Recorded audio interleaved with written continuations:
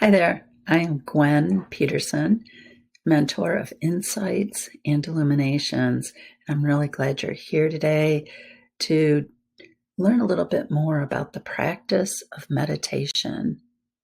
So let's get started. Meditation, you can do this.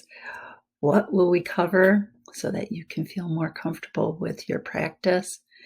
Let's talk about the health benefits that meditation can provide. I'll throw some numbers at you just in case you need them. Different types of meditation, a little bit about how I started my meditation practice, and how you can begin a successful meditation practice yourself. So, why meditate? Okay. There's a lot of people talking about it, there's a lot of press about it, and lately there's been some science about it. So, what is all the excitement about with meditation? First off, is it is really showing a lot of health benefits in the science community. They are proving what meditators have known all along, is that it improves your memory. It gives you more restful sleep, decreased blood pressure, reduced anxiety, better focus, and reduced pain. And that's just only what science wants to talk about. People with meditation practice, they'll tell you that there's a whole lot more that you will uncover as you do a meditation practice. So here's some numbers, which to me were kind of surprising. I was not prepared for them when I came across them. 40% of Americans meditate at least once a week. That's a lot. That's a lot more than I thought. I'll tell you that.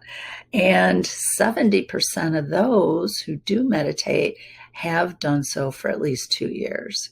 So they are seeing the benefits of it. They continue on with it.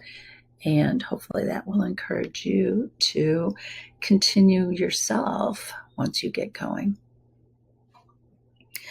Types of meditation.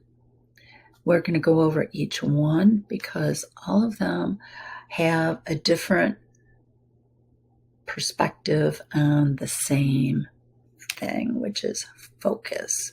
Okay. The whole idea behind meditation is learning to focus your mind. So let's start with mindfulness meditation. Mindful meditation is where you are placing your focus on a certain thing. So it can be your breath, where you're putting your focus on the inhale and the exhale, and that's where you just focus. Another one is watching your thoughts, where you just, the thoughts coming in, thoughts going out, not engaging them. Or some people count as a way to focus.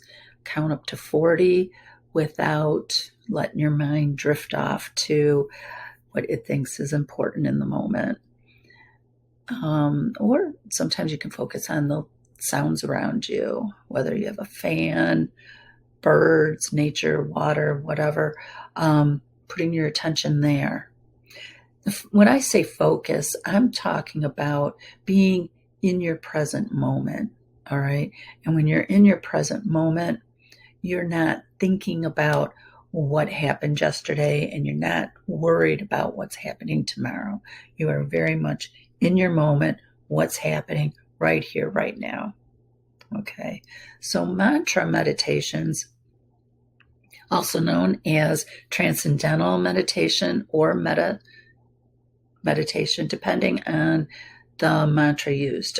So for metta, it's love mantras. Transcendental is using Sanskrit, ancient Sanskrit mantras, or just a basic mantra where you find an inspirational quote that really speaks to you, and you repeat that over and over, the focus being placed on the repetition of the phrase, and you're moving out of, say,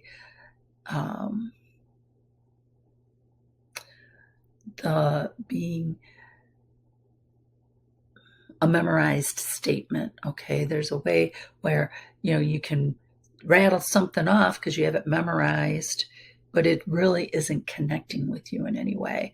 And so with the mantra meditation, what you want to do is connect with the words that you are speaking and being very mindful of those words as you do it over and over. So that's where your focus is there. Guided meditation is probably one of the more popular ones. It's called visualization, imagery, guided. And basically, you're putting your focus on the visualization of what somebody is telling you. So they are meditations you're listening to where someone is guiding you through it, say walking down a path, sitting beside a waterfall, listening to the water, looking at the flowers, smelling the flowers, and they guide you in the focus through imagery. All right. Another one is chakra meditations. Deepak Chopra has a really good chakra meditation from way back. If you can find it, I encourage you to download it or get the CD, whichever works for you. And the chakra meditations, we have energy points in our body. And with the chakra meditation, you're putting your focus on those energy centers. You're looking to open them, clear them, balance them. Yoga, in its traditional form, is meditation, the focus being on breath and movement. So if you've been trained in traditional yoga, you will find, especially like hatha yoga, is very mindful of breath and movement. So now that you know a little bit about the different forms of meditation, let me tell you a little bit about how I got started. Back probably about 15 years ago, maybe almost 20 now, I did everything the way everybody said you had to do it. You go to school, you graduate, go to college, graduate, get a job, buy a big house, get the dog, get the kid, get the husband, not necessarily in that order. And you should be happy. And I wasn't. And I really was kind of curious as to why that was the way it was, because, I was playing by the rules and I was not feeling that joy inside that I just was craving. I felt this void. I'm sure you can probably relate to that. It's just kind of empty, hollow feeling in the middle.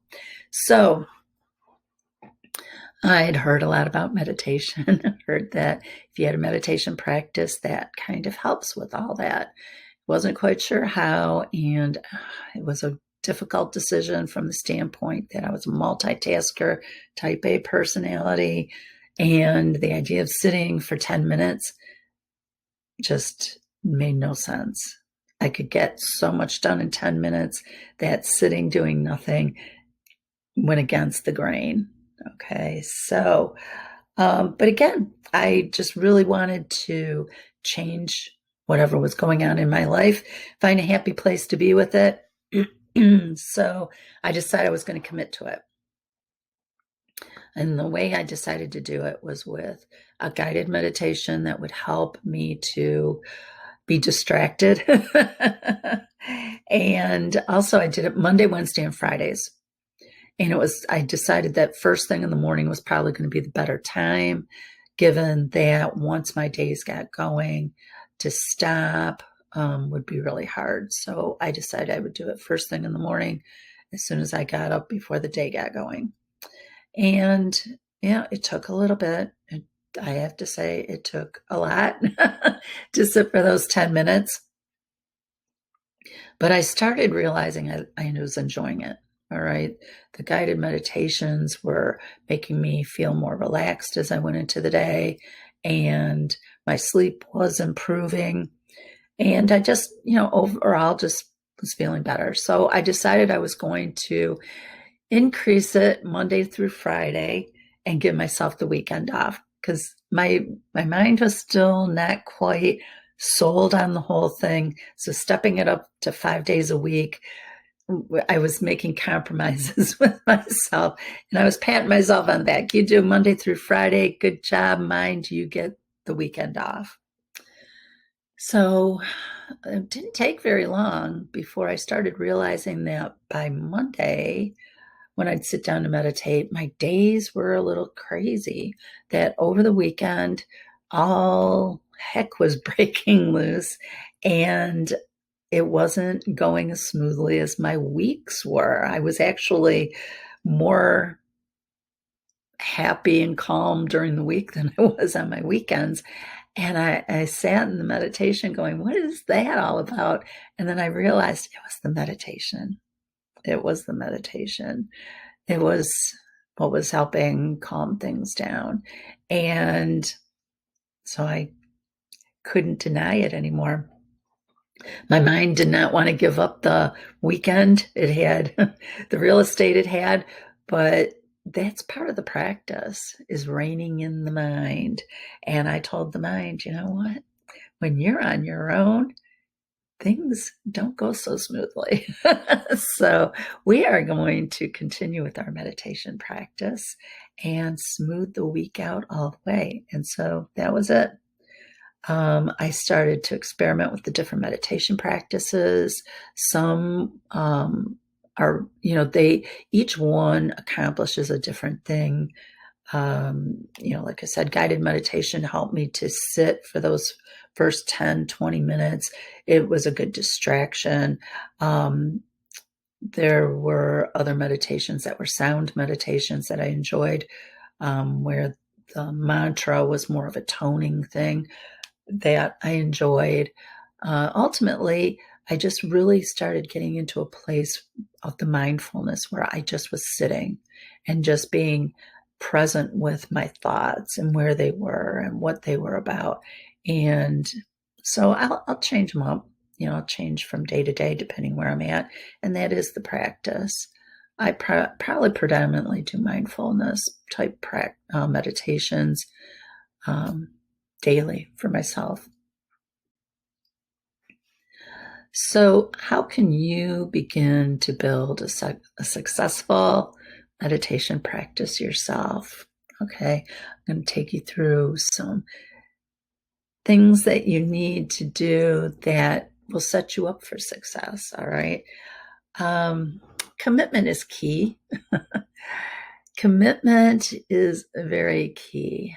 Do not set yourself up for failure by saying, I think I'll try it, and you're really not going to commit to it. This is one of those things, kind of like quitting smoking. Okay, if you have any kind of addictive behavior, it's that kind of commitment where you say, okay, this is what I'm going to do.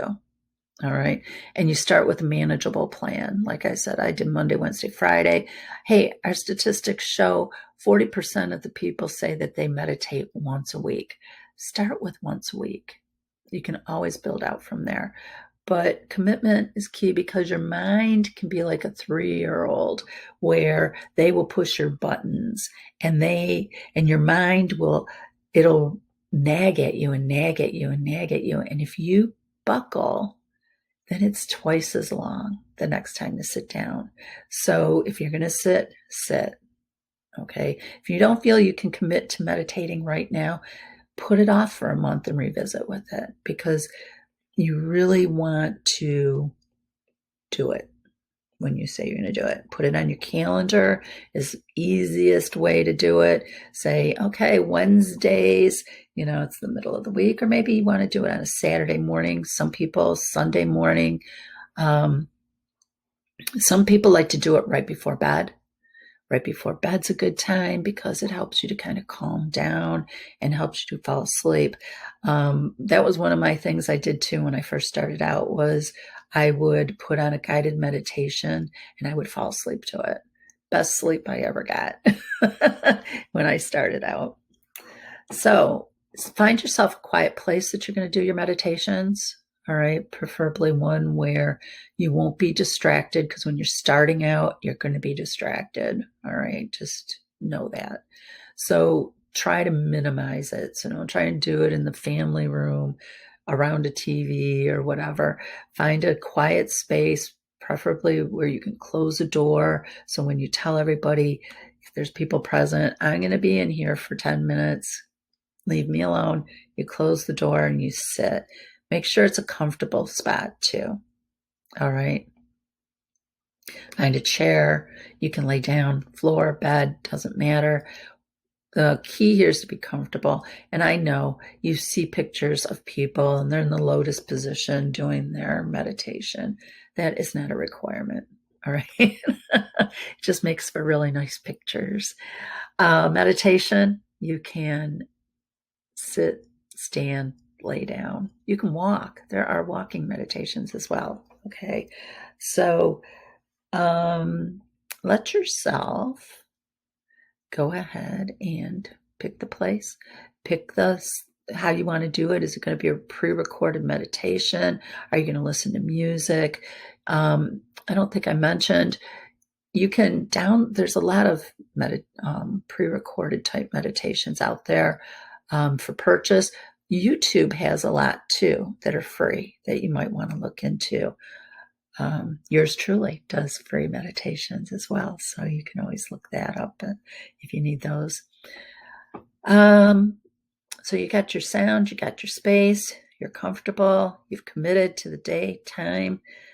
Now it's time to sit, all right, or lay down. And you want to take 3 deep breaths.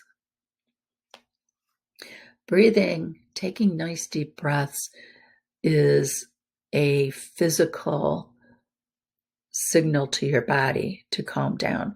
Most of us are running around on high-end energy and we're breathing from the tops of our chest. Okay, we're in fight or flight mode, and that is not healthy breathing. Okay, so when we sit and we take 3 deep breaths, and I'm talking the ones that go down into your belly and then back up again, nice full ones. If you've not done those before, practice it. Make that part of your meditation practice. Those 3 deep breaths calm your body out of that fight or flight sensation. So body will start to relax. And this will also become, as you do your practice, a signal to your mind that it needs to focus right here, right now, and to quiet down. All right. So that's where you're going to start. Now, once you get going, you're in the chair, you've taken your deep breaths, you're listening. First thing everybody does is they start to judge. Am I doing it right? Your mind will jump in. You're not doing this right. Why are we doing this? Where, it's going to, and you're going to start to judge yourself. Don't. Okay. Do not judge yourself, because meditation is a practice. And if anything you learned today is that each day is going to be different, and it's a practice. And you just need to give yourself that. It's going to be whatever it is in that moment. And for those who do yoga, you understand that. Every day you come to the mat, your body's in a different place. One day you can stretch out in a certain direction. Next time you can't. Same thing with your meditation. Some days you're going to sit down. You're going to be just wound up because somebody just said something to you, or you woke up from some crazy dream that's got your mind going in a weird direction. Whatever, it's going to be different that day. And so in your meditation, that's the point of the meditation, is to sit with that, to sit down and go, where am I at, and where am I wanting to be with that? Okay. So you want to let yourself just kind of quiet into that space. So meditation is all about focusing your mind into the present moment. Okay. Observing. So you're observing where your mind is at. Is it hyped up, or is it nice and peaceful today? Is it happy? Is it sad? And not engaging it so much as just observing it. All right. So meditation is about activating the observer in your mind. Notice if your mind is noisy, and if it is, get a journal. I always recommend a journal. And if you don't know what I mean by journaling, my type of journaling, I have a video on journaling as well, a free video on journaling. So the two of them work together really nicely. So have your journal handy. And if you can't quiet your mind, write about what it is that your mind will not quiet around. And then go back to your meditation. Where does your mind go? Don't engage it. Just notice it and then let it go. Like I said, you have your journal in case you can't let it go, because there are some topics that maybe are real hot buttons that you're just fired up and can't let go of. Journal it. Otherwise, just notice it. If Aunt Mag shows up in your meditation, don't pursue the thought on, oh, I haven't talked to her in a while, or what's she up to, or I remember the good old days. Don't go there with it. Just notice, wow, Aunt Mag. Huh. And let it go. How does your body feel is another place to observe. Okay. Just noticing it, again, not engaging it. Oh, my leg is so stiff and it's because of that. No, not that. You sit, and if your leg is uncomfortable, stretch it, move it. If you're laying down, sit up. If you're sitting, lay down. Can you feel the air on your skin? Do you feel muscles relaxing for the first time in years? Sometimes you'll feel your hips open, your shoulders drop, your chest opens up. All those muscles, all those tight, stressed out muscles, they start to open up and you can feel them. So when you're noticing those open up, it's really kind of fun to go, oh, I feel really good now. So noticing that type of thing is very much the practice. All right. So I think I wanted to mention one more thing about how your body feels. Gurgling. Sometimes when you're meditating, you will hear your stomach gurgle. And I've done lots of group meditations, and you hear lots of bellies gurgling, and people will be all kind of embarrassed by that. And I like to remind them that gurgling stomachs is a good sign because your body, when it is relaxed and calm, your belly will gurgle because it's not tensed up. Things are flowing. Things are moving naturally through the intestines. And that's good. That's a good sign. So don't get embarrassed. Don't stress out. Don't think it's bad stuff. Again, don't judge. Don't judge. Just observe, notice, make notes if you need to. So what did we learn in this video? We learned that meditation is a practice on how to focus the mind. There are health benefits to a meditation practice. There are many types of meditation to explore. It takes commitment, practice, and no judgment. It is the perfect demonstration of self-love and self-care. All right. You'll hear people talk about, loving yourself, giving, self-care to yourself, putting the oxygen mask on yourself first before you give it, to other people. Meditation, key. This is probably the best form of self-love because you're really getting in there and hearing what's on your mind, and you're getting with your body and feeling what your body is feeling, and quieting things and noticing your life, and then noticing how you can affect the change in your life by how much more calm you can be going into your days. So that's kind of it, folks. I hope this has been encouraging for you to confidently step into a meditation practice.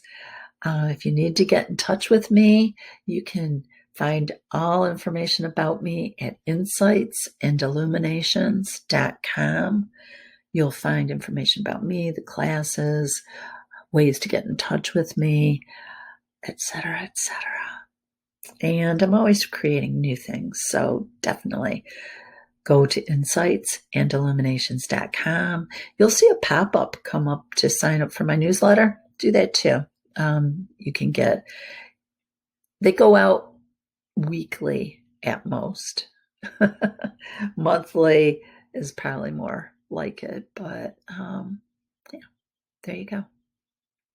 It was great having you here. I'm glad you took the time to listen, and I hope you step into your practice and give it a shot. Take care.